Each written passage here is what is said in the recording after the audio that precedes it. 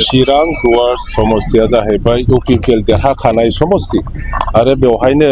UPPL नि दैदेनगिरिफ्रा आंखौ गेलेनो होफिनदों गतिके बे समस्तिया दाबो UPPL नि देरहानाय समस्ति ओंखायनो हाजार हाजार मानसिफ्रा दिनै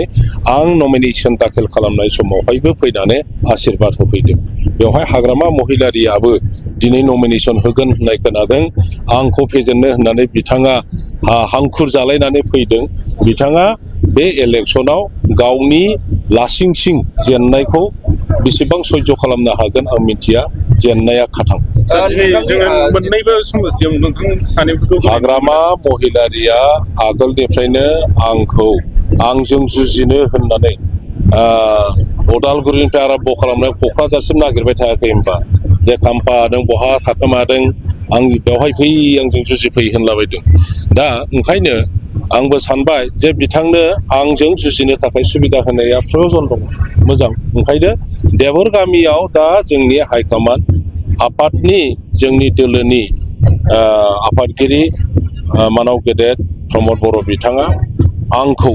क'क्राझारनि देबरगाव समस्तियाव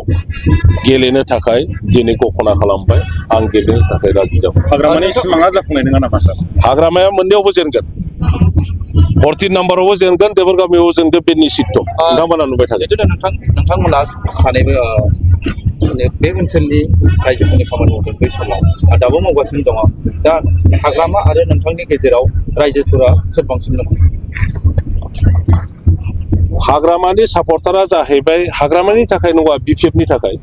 आरो आंनि सापर्टारा जाहैबाय UPPL नि थाखाय UPPL दोलोआ जेरैबायदि दा नैबे समावहाय समग्र BTC नि बिभिन्न जाथि गस्थिफोरखौ लाजोबनानै हालुवानिफ्राय आरम्भ खालामनानै लेखा गोरोंसिम साख्रिआलासिम कृषकफोर हिन्जावफोर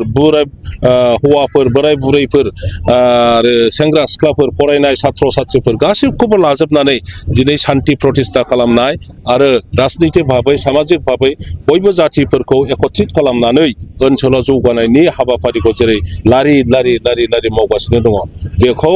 आदिबासि राजबंशी बर' गार' राभा असमिया बङालि मुस्लिम ख्रिस्टियान हिन्दु सरनिया जेसेबां जाथि गस्थि दं हिन्दी भाषी जोंनि जायगायाव बयबो UPPL दोलोखौ दा मोजां मोननानै बजबनानै लाबाय आरो गासैबो UPPL दोलोनोनो भट होजोबगोन